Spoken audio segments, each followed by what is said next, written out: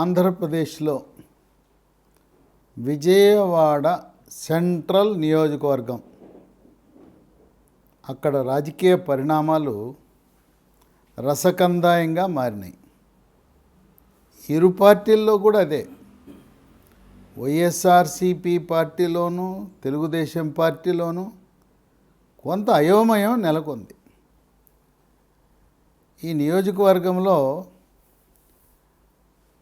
2019 ఎన్నికల్లో విజయం సాధించిన అక్కడుండే శాసనసభ్యుడు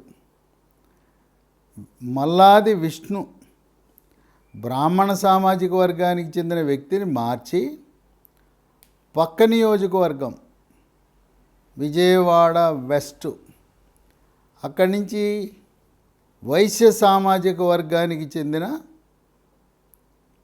వెల్లంపల్లి శ్రీనివాసరావు మాజీ మంత్రి. ఆయన ఇప్పటికీ ఇది మూడవ పార్టీ వెల్లంపల్లి శ్రీనివాసరావుకి. 2009లో విజయవాడ వెస్ట్ నుంచి ప్రజారాజ్యం పార్టీ తరపున విజయం సాధించాడు. తదుపరి 2014లో భారతీయ జనతా పార్టీ తరపున పోటీ చేసి స్వల్ప ఓట్లతో ఓటమి చెందాడు. 2014లో అదే నియోజకవర్గంలో పోటీ చేశాడు విజయవాడ వెస్ట్ నుంచి. విజయవాడ వెస్ట్లో అప్పుడు వైఎస్ఆర్సీపీ పార్టీ తరపున పోటీ చేసిన జలీల్ ఖాన్ ఒక 3000 ఓట్లతో విజయం సాధించాడు. వెల్లంపల్లి శ్రీనివాస్ 2016లో భారతీయ జనతా పార్టీని వీడి వైఎస్ఆర్సీపీ పార్టీలో చేరి 2019 ఎన్నికల్లో విజయవాడ వెస్ట్ నుంచి పోటీ చేసి గెలిచాడు. విజయవాడ వెస్ట్లో 3 సార్లు పోటీ చేశాడు. 2 సార్లు గెలిచాడు. గెలిచినప్పుడు 8000 ఓట్ల మెజారిటీ వచ్చింది. ఓడినప్పుడు 3000తో ఓడాడు. మరి ఆయన తెచ్చి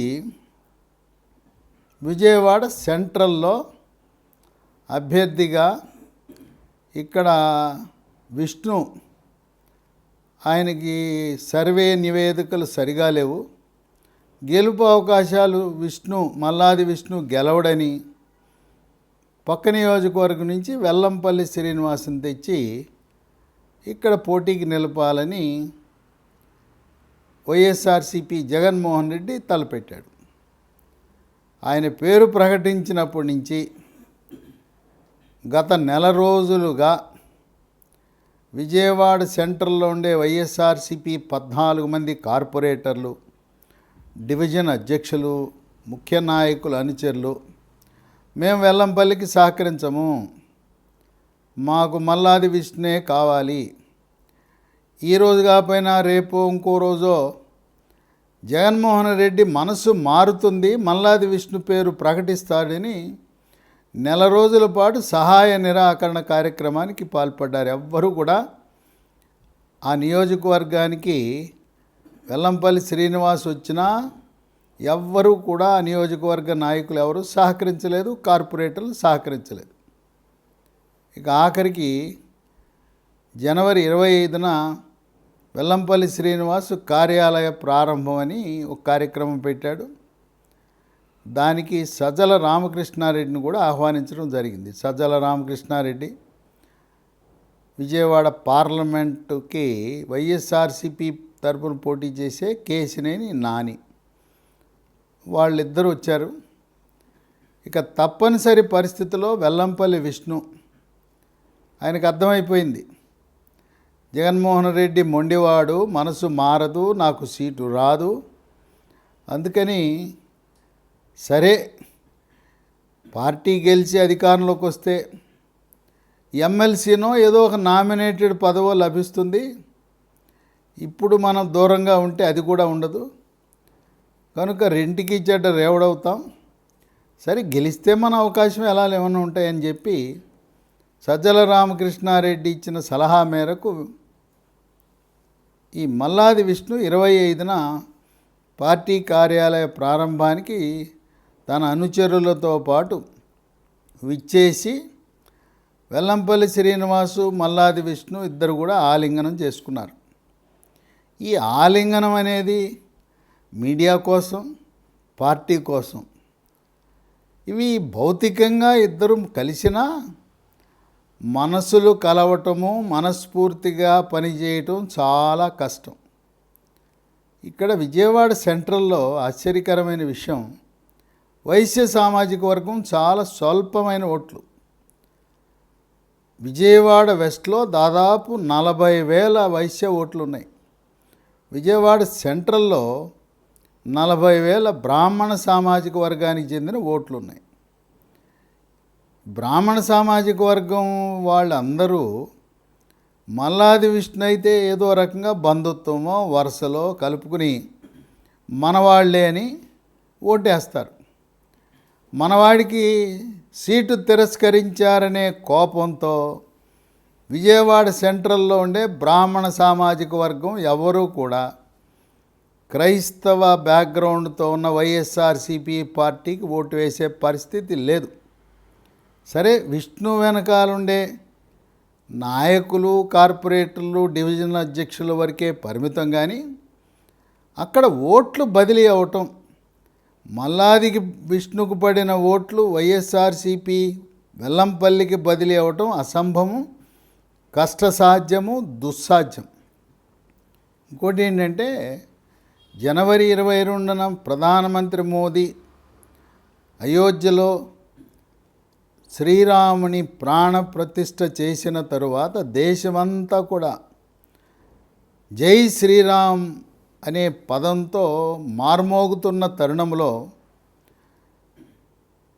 వైశ్య బ్రాహ్మణ సామాజిక వర్గం విజయవాడనే కాదు, ఆంధ్రప్రదేశే కాదు, తెలుగు రాష్ట్రాలే కాదు, భారతదేశం మొత్తం కూడా వైశ్య బ్రాహ్మణ సామాజిక వర్గాలు వాళ్ళు ఆది నుంచి కూడా వాళ్లకు ఆర్ఎస్ఎస్తో అనుబంధం, భారతీయ జనతా పార్టీని ఆదరించటం చేస్తారు. అందువల్ల త్వరలో జనసేన, తెలుగుదేశంతో పాటు భారతీయ జనతా పార్టీ కూడా కూటమిలో భాగస్వామ్యం అయిన తరుణంలో విజయవాడ సెంట్రల్లో ఉండే బ్రాహ్మణ సామాజిక వర్గ ఓట్లు వైఎస్ఆర్సీపీ వెల్లంపల్లి శ్రీనివాస్కి వేసే అవకాశం చాలా తక్కువ. ఆ పొత్తులో భాగమైన తెలుగుదేశం పార్టీ అభ్యర్థికి ఓట్లు పడే అవకాశం కనపడతా ఉంది. ఇంకోటి గమనించవలసిన విషయం ఏంటంటే, 2009లో వెల్లంపల్లి విష్ణు కాంగ్రెస్ పార్టీ తరపున విజయం సాధించాడు. ఆయన అప్పుడు గెలిచినప్పుడు ఎంత గొప్ప మెజారిటీ ఏమి రాలా. అప్పుడు 2009లో సమీప ప్రత్యర్థి వంగవీటి రాధాకృష్ణ ఆయన 848 ఓట్లతో ఓడిపోయాడు. అంటే 2009లో కాంగ్రెస్ పార్టీ తరపున విష్ణు ఏమీ ఘనమైన మెజారిటీ ఏమి రాలా. ఏదో సావు తప్పి కనులొట్టపోయిన చందాన గెలిచామంటే గెలిచామని గెలిచాడు.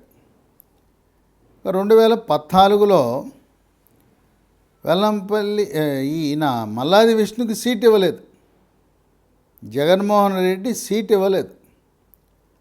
సీట్ ఇవ్వకుండా అక్కడ గౌతమ్ రెడ్డికి ఇచ్చాడు సీటు. గౌతమ్ రెడ్డికి ఇస్తే గౌతమ్ రెడ్డి అసలు కృష్ణా జిల్లాలో రెడ్డి సామాజిక వర్గం అతి తక్కువ ఉన్నారు, ఎక్కడో కొద్ది మంది మాత్రం ఉన్నారు. అటువంటి ఆ రెడ్డి సామాజిక వర్గం ఇవ్వటం వల్ల దాదాపు 30,000 తేడాతో ఓటమి చెందాడు గౌతమ్ రెడ్డి. అంటే బ్రాహ్మణ సామాజిక వర్గం ఎవ్వరు కూడా గౌతమ్ రెడ్డికి ఓటు వేయలేదు. పైగా ఈ బ్రాహ్మణులు కొంత వాళ్ళు శుద్ధ హిందువులు కనుక క్రైస్తవాన్ని మతాన్ని వ్యతిరేకించే గుణం ఉంటుంది. కానీ మల్లాది విష్ణు మనవాడు, మన బంధువు, మన ఆప్తుడు. రాష్ట్రంలో వాళ్ళు ఇచ్చేదే 1-2 సీట్లు ఇస్తారు రాజకీయ పార్టీలు. మన ప్రాతినిధ్యం ఉండాలి అని చెప్పి మల్లాది విష్ణుని, బాపట్లలో కోన రఘుపతి, కోన ప్రభాకర్రావు కుమారుడు, ఆయన కూడా బ్రాహ్మణుడే. కనుక వైఎస్ఆర్సీపీలో ఉన్న కులాన్ని బట్టి బ్రాహ్మణ సామాజిక వర్గం వాళ్ళని ఆదరించడం అనేది జరుగుతూ ఉంటుంది. ఇక 2019కి వచ్చేసరికి ఈ సీటు వంగవీటి రాధాకృష్ణ పట్టుబట్టాడు నాకు ఇవ్వాలని. వైఎస్ఆర్సీపీ జగన్మోహన్ రెడ్డి దగ్గరికి వెళ్ళి నాకు విజయవాడ సెంట్రల్ కావాలి, ఇచ్చే తీరాలన్నాడు. ఆయన 2014లో వంగవీటి రాధాకృష్ణ విజయవాడ ఈస్ట్లో పోటీ చేసి ఓడిపోతే అక్కడ గద్దె రామ్మోహన్ రావు తెలుగుదేశం పార్టీ తరఫున విజయం సాధించాడు. జగన్మోహన్ రెడ్డి ఏమన్నాడంటే, నువ్వు 2014లో ఓడింది అక్కడ విజయవాడ ఈస్టు, మళ్ళీ అక్కడే ప్రయత్నించు, నువ్వు వెళ్తే బొప్పన భవకుమార్ కాకుండా నీకు ఆ సీట్ ఇస్తాను విజయవాడ ఈస్టు, విజయవాడ సెంట్రల్ మాత్రం నేను ఇవ్వను, నేను మల్లాది విష్ణుని అక్కడ ఇవ్వాలనుకుంటున్నాను 2019లో అని చెప్పి జగన్మోహన్ రెడ్డి కరాఖండిగా చెప్పాడు వంగవీటి రాధాకృష్ణకి. సరే, మనస్తాపం చెంది ఆఖరి నిమిషంలో పార్టీ వీడి తెలుగుదేశం పార్టీలో చేరి అక్కడ ఏమీ సీట్ ఆశించకుండా పార్టీ కోసం 2019లో ప్రచారం చేశాడు వంగవీటి రాధాకృష్ణ. ఇక 2019లో మల్లాది విష్ణు మళ్ళీ ఏమైనా గొప్ప మెజార్టీతో గెలిచాడంటే ఏమీ లేదు. కేవలం 25 ఓట్లతో గెలిచాడు. అక్కడ బోండా ఉమామహేశ్వరరావు అలాగే మల్లాది విష్ణు మధ్య హోరాహోరీ జరిగింది. 2014లో బోండా ఉమామహేశ్వరరావు గౌతమ్ రెడ్డిని సునాయాసంగా ఓడించేశాడు. ఈ 25 ఓట్లతో గెలిచి పార్టీ ఏమీ బలంగా లేదు వైఎస్ఆర్సీపీ పార్టీ. ఆ విధంగా మల్లాది విష్ణు, వెల్లంపల్లి శ్రీనివాస్ విజయవాడ సెంటర్లో మనుషులు కలిసిన మనసులు కలవకుండా లోపల ఈ మల్లాది విష్ణు అతనికి సంబంధించిన నాయకులు అందరూ కూడా వెల్లంపల్లి శ్రీనివాస్ ఓడాలనే కోరుకుంటారు. ఓడిపోతే మళ్ళీ తన స్థానానికి విజయవాడ వెస్ట్కి వెళ్ళిపోతాడు. మళ్ళీ ఇక్కడ గెలిస్తే మన అన్న మల్లాది విష్ణుకి ఏమైనా ఇక స్థానచలనం ఉంటుంది, ఈయనకి రాజకీయ అవకాశాలు ఉండవు అని చెప్పి ఈ క్యాడర్ కూడా ఏదో పార్టీ చెప్పింది మల్లాది విష్ణు గౌరవాన్ని కాపాడటానికి మొక్కుబడిగా కలిశారు, మనస్ఫూర్తిగా కలవలేదు. అందువల్ల ఇది వైఎస్ఆర్సీపీకి బలమైన నియోజకవర్గం ఏమాత్రం కాదు. ఇది ఇలా ఉంటే విజయవాడ సెంట్రల్లో అక్కడ బోండా ఉమామహేశ్వరరావు 2009 నుంచి 14 వరకు గట్టిగా పార్టీ కోసం కృషి చేశాడు. 2014లో అక్కడ 28,000 మెజార్టీతో గెలిచాడు, గౌతమ్ రెడ్డిని ఓడించాడు. 14 నుంచి 19 వరకు అధికారంలో ఉన్నప్పుడు ఎప్పుడు నియోజకవర్గంలో రోజు పర్యటిస్తూ ప్రతి ఇంటికి మంచినీళ్ళ పైపు ట్యాప్ వేయించాడు. అట్లాగా సింగునగర్లో ఎంతో కాలంగా ఎవ్వరూ తీర్చలేనిది, ఏ ముఖ్యమంత్రి, ఏ నాయకుడు, ఏ మంత్రి, ఏ ఎమ్మెల్యే, ఎంపీ తీర్చలేని సమస్య ఆ సింగునగర్లో పెద్ద డంప్ యార్డ్ ఉంది. విజయవాడ నగరంలో ఉండే చెత్త చెదారము, పొడి తడి చెత్త అంతా తెచ్చి ఆ సింగనగర్లో డంప్ యార్డ్లో వేస్తారు. అది దుర్గంధం వెదజల్లుతూ ఉంటుంది. రాత్రిపూట నుప్పు మంటలు వస్తాయి, పొగ వస్తుంది. చుట్టుపక్కల 10 కిలోమీటర్లు ఉండే ఆ సింగునగర్ వాసులకు నిద్రపట్టే పరిస్థితి లేదు. రోడ్డు మీద వెళ్తుంటే దట్టమైన పొగ, వాహనదారులకు రోడ్డు కూడా కనపడదు. అటువంటి మొండి సమస్య, ఎవరూ చెయ్యలేని సమస్యని ఆనాటి మున్సిపల్ శాఖ మంత్రి నారాయణ సహాయంతో ఈ బోండా ఉమామహేశ్వరరావు ఆ డంప్ యార్డ్ని పూర్తిగా తొలగించేలా ఆ సింగునగర్కి ఆ పట్టిన దరిద్రాన్ని వదిలించటంలో సఫలీకృతమయ్యాడు. సింగునగర్ ప్రజలు ఎప్పటికీ బోండా ఉమామహేశ్వరరావుకే పార్టీలకు అతీతంగా వ్యక్తిగతంగా ఆయనకు రుణపడి ఉంటారు.